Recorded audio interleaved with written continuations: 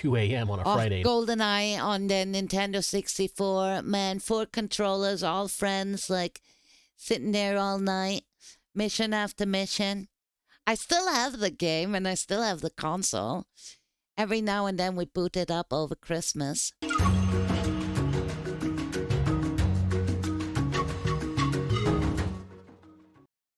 Let's go. Hey, internets. So it appears that Gamergate is trending yet again, alongside more proof of the fact that game journalists aren't really gamers, but rather they can be more or less described as an interconnected, corrupt group of... Gaming journalists are not gamers. Then why the hell are they covering gaming topics? Shouldn't that be like a criteria? If you give a game a review, you should at least played it or know what the frick you're talking about. Ideologues who have taken over the industry and then use their platform to basically spread propaganda. Mostly neo-Marxist propaganda. To those of us who have researched this topic and looked into the industry at large, this is an obvious fact. But to many people, it still remains elusive. And so it's nice to have yet another piece of pretty strong evidence to point out the fact that... But a VTuber can be a VTweeter as well. That, again, game journalists are not gamers. And this all really comes down to the drama surrounding the game that recently got released, Mixtape, and how the game is just kind of a stereotypical, highly astroturfed woke-schlop. Nearly every game journal publication... Look at this. This cannot be real. 10, 10, 10, 10, 10. You can clearly tell this is paid off. We're 9.5 and 9, but everyone, man... and just suddenly randomly gave this game a 10 out of 10. It started out with overwhelmingly positive reviews on Steam, which of course is a thing that can happen legitimately, but many people noticed that this was not legitimate at all. While there's no smoking gun to make a long story of the drama short, there's some pretty strong evidence to suggest that this is fake that many people have already gone into, so I won't really go too much into that. Basically what happened, there was like 3,000 reviews and only like 2,000 active or recorded players, so make it make sense. There's like 1,000 more reviews. I will point out instead are the things I believe most people are missing with this, which is that even if all of these reviews for Mixtape were in fact entirely genuine and truly coming from these journalists as their actual real opinion, and so despite the evidence of billionaire backing and nepo baby devs pretending to be indie devs, let's just pretend that all of these journalist reviews are entirely real. And also this game was government funded, right? So it wasn't only the nepo baby, because I looked deeper into this. Also got Australia's government to fund this game, which is like absolutely ridiculous.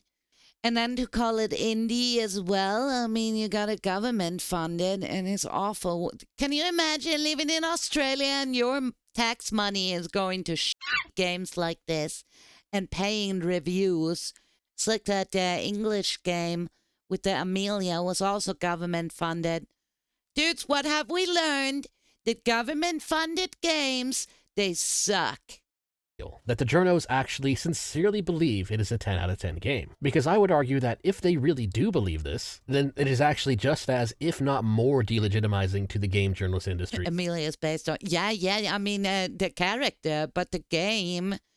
than if they were bribed to give all these positive reviews. Because I decided to do the thing. I decided to actually, well, sort of play the game, to see what all the fuss was about, and to see if this was a I actually also watched 2 hours, I think, of Asman playing this game. And I have seldom seen him so quiet, and he was just basically sitting there and just going like, what the hell is this? What's going on? Something burger or a nothing burger that I could just ignore. Because again, sometimes culture war things matter and sometimes it's just stupid slop. This is one of the times that it turned out it mattered. Now fortunately for me, I didn't actually have to physically buy the game or play it myself because Mixtape is really just a story. It is more like an interactive movie than a real game. Which by itself, that doesn't automatically make it a bad game. I mean, there's plenty of visual novels and story-based games out there. Tons of RPG games are just story-driven. But when I watched this game, basically just by watching watching somebody else stream it, I noticed a lot of problems that stood out. Here's just a quick mini review. The problem with the quote-unquote game is that it's a story-based game with a very predictable and very generic story. But the thing that shows the problem with game journalists is how it's supposed to be a nostalgia-bait story, but it doesn't actually do that if you're a gamer. And I wouldn't even say it's that bad, as in it horrible 1 or 2 out of 10 bad. It's more like this game story is a solid 4 out of 10, or a forgettable D+ experience. Specifically, the plot is extremely midwit coded. It panders to the type of normie that doesn't want to accept the fact that they are a normie, where they see it's basically written by someone that wants to be nostalgic for a timeline they haven't experienced, and they get it so wrong, so it makes no sense.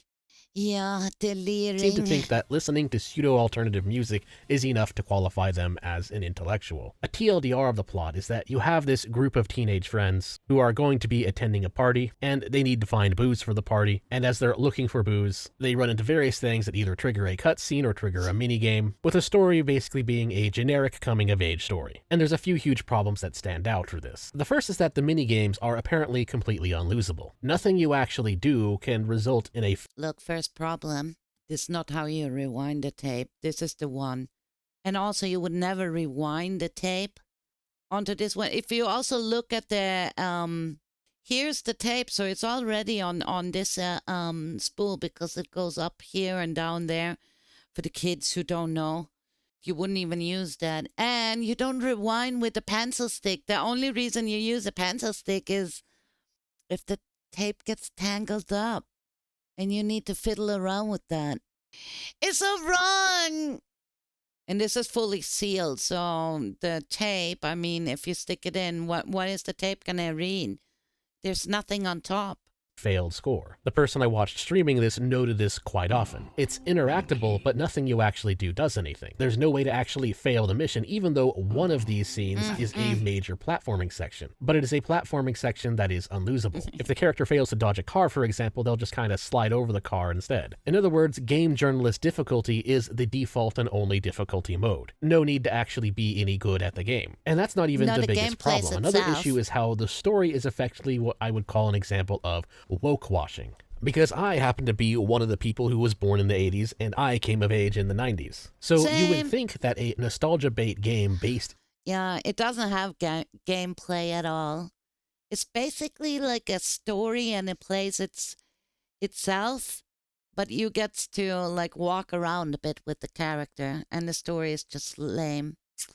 In the mid-1990s, I'm good. as well as Whisper, the fact that the area that the game takes place is very similar to the area that I grew up in, I would have thought that this game would have given me a fix for nostalgia. But it didn't. It completely failed. Because all of the dialogue in the game and everything the characters go through is heavily politically correctified. Because these kids do not talk or act like 90s kids. Rather, they talk like a heavily Disney-fied version of them, where nearly all of the very much not politically correct banter that you would normally talk like in the 90s has been completely removed. And then, of course, they top it off with the usual DEI representation characters. And it is all, again, very midwit coded. None of the characters are likable. Rather, the story remind me specifically of the painfully average kids who would spend their days getting... Dude, what annoyed me with the story of the characters where, like, they were just protesting and doing stupid stuff, and there were no consequences. Like, this one chick, she lit the whole house on fire, and... her father is like a police officer, and she's just like, Daddy, I'm going to do whatever I want. High and listening to music and then getting high again and then listening to more music again and round that goes. That's pretty much their entire life. Those are the kinds of kids I directly made an effort to avoid back then and honestly still disassociate myself from today. Oh no, he's talking about me, dudes. He's talking about me. Oh God, no. Because they're just boring people. They just kind of exist in a state of constant vibes and having no real thoughts of their own. And honestly, they don't really ever grow out of that from what I've seen. A lot of them tend to just kind of stay that way as adults. But more importantly, the big issue here is that they're not gay. I mean, I'm kind of like the same.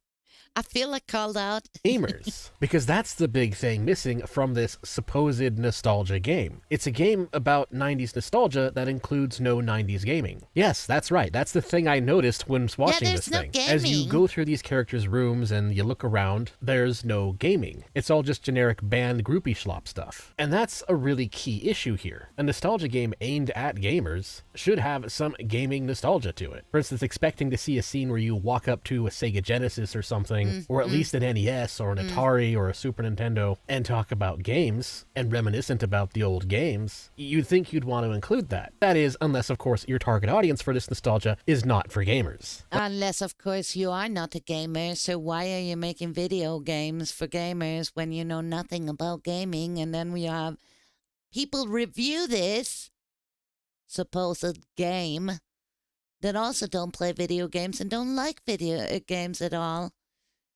My God, it's a vicious circle.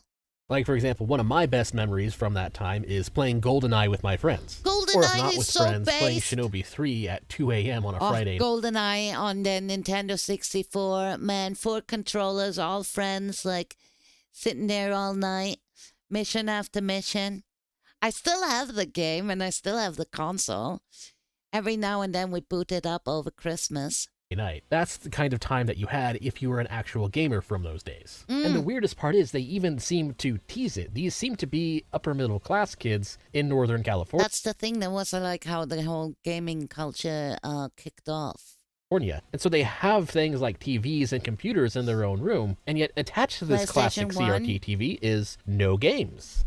Nintendo's. Where are the games? There's no games. Error 404, gaming Missing. nostalgia not found. Because, of course, this nostalgia story is not for gamers. Rather, it's a nostalgia story aimed at the upper middle class normie who eventually goes to college on their parents' dime, to then go get a liberal arts degree, and to then get indoctrinated into far left progressive politics, and then ultimately land a job as a game. It's an artsy-fartsy project by one of the richest kids in the world.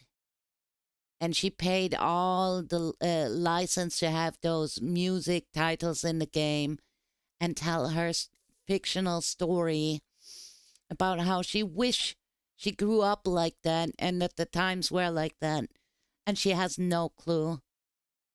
And she couldn't be further away from what it was like.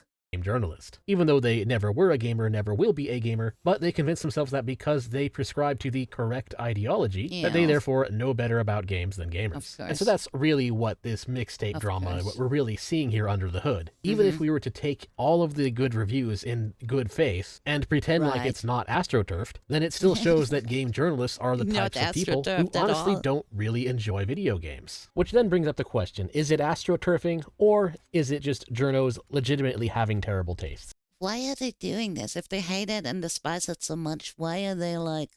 As a result of them, again, not really being gamers. And the answer, honestly, is probably just a little bit of both. There's a lot of things that people have uncovered about this game and its backing that is very obviously fishy. Or as I pointed out on X, you do not need to be a conspiracy theorist to see something is wrong with these initial overwhelmingly positive Steam reviews for woke schlop. Again, Mixtape just being the latest iteration of it. Access journalism makes it very easy for them to pull off these kind of reviews, and of course there's a very strong incentive for them to do this. Not just because faking reviews for a game can get more sales for the game, but also because of the same issue I talked about previously in my long-form video on the Sweet Baby incident and Gamergate 2, which is that the game industry in the West, as well as game journalists for quite some time now, has been completely taken over by people who subscribe to a neo-Marxist progressive ideology. Also, the game developers, like if you look at the studios, the staff, it's gotten replaced. Look at Rockstar, look what happened. There's just these like Karen chicks that sit there and they want to spread their propaganda. Don't destroy what we already like love and adore.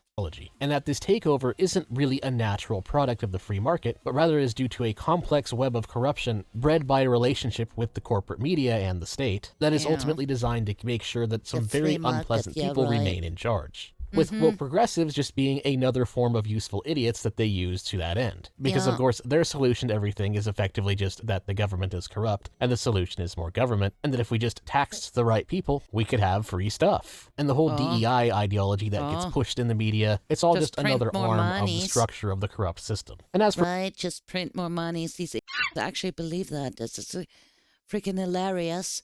The people who make this stuff are the kids who never got picked at the play dodgeball and no one wanted to team up with them. And now they're punishing us for it, right? Because they didn't get to be picked on the dodgeball team. That's what they do. They go like, oh, Daddy, I want to make a video game. Can you please pay for this? It's going to be a great project of mine. So where my passion lies in, Daddy, please. And then he goes like, I know a few people in the Australian government, and we could try and get that funded from there as well. So it doesn't only look like your daddy's little girl, right? With your artsy-fartsy for what's specifically going on here with Mixtape, well, it's really just the same thing as the original Gamergate, just targeting a more specific area of the games industry. Because the original Gamergate can be summarized as neo-Marxists trying to take over the gaming industry by injecting itself entirely into games journalism, thus ensuring that games were largely being given positive reviews based more so on whether or not those games were pushing the correct ideology, aka the neo-Marxist ideology, rather than reviewing them for, you know, actual gameplay, the things that gamers care about. And one of the things that the establishment failed at when it came to the original Gamergate is that, one, gamers didn't really like it, thus allowing boycotts to actually work, but two, it really only hit the AAA game dev scene. Indie devs have had some wokeness in them too, but only when the developer themselves is an actual true believer. But the indie dev scene, due to the nature of it being indie, also has plenty of anti-woke developers, like those behind the Great Rebellion. And so Mixtape seems to me like an attempt to remedy this past mistake. What the corporate journoids seem to be doing now may very well just be an attempt by the establishment to take over the indie dev game scene by falsely labeling games with large amounts of establishment funding behind them as quote-unquote indie, then having game journals give it a bunch of heavily inflated reviews, which allows them to then ensure that the it's not indie if it's government funded. You literally use taxpayers' money to make this game that nobody asked for, and why?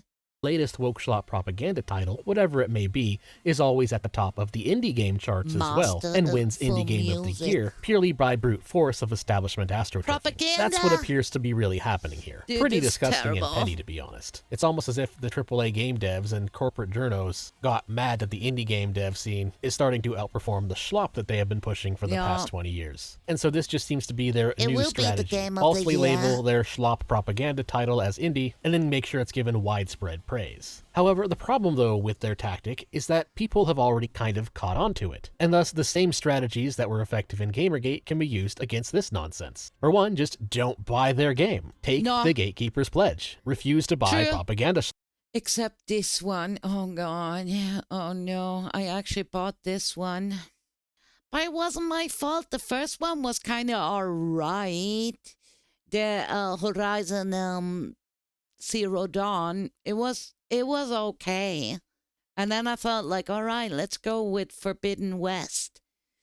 And honestly, I played like an hour and a half and I just like, I hate it here. I hate the whole freaking game. So yeah, they got money for this one. And honestly, I don't even see like Lara Croft. Don't want to watch the new movie and the retakes. Slop. It's really that simple. And also just spread the word and be aware of the fact that corporate journalists for the game industry should rightfully be seen as completely irrelevant. Corporate game journalism, as it currently exists and stands today, should again be viewed as an entirely fraudulent industry. It's not just Mixtape that is an astroturfed title, rather it's game journalism as a whole that is an astroturfed industry. And this shouldn't even be seen as a conspiracy theory, this should just be seen as a matter of fact by your average gamer. And then of course on the political side of things, we can just look to events like this as more further proof that the solution to our corrupt government and corrupt system is not more government. The Swedes are number one when it comes to piracy. We invented all these things from, remember in the past, Pirate Bay and all these cool stuffs? Before people thought like, yeah, let's subscribe to something, give them money, but then you don't own it. Just subscription based. Swedes were onto something. Let's bring back Pirate Bay. Yeah. Ship ahoy. Pirate R. Anyways, that's all I have to say. Don't forget to like, share, comment, and subscribe. And if you want to support me, you can do so on Ko-Fi, Subscribestar, or by buying some merch. Which, by the way, for the sake of this video, I'm going to put the Gamers Rise Up merch on a limited time sale. The mug especially is pretty good quality. One of my personal favorites. But anyway, again, that is all. Thanks again for watching. Till next time. Till next time. Here we go. The link to the video is in chat. Right? Anything can be bought. Anything can be inflated. Anything is basically, it's not real.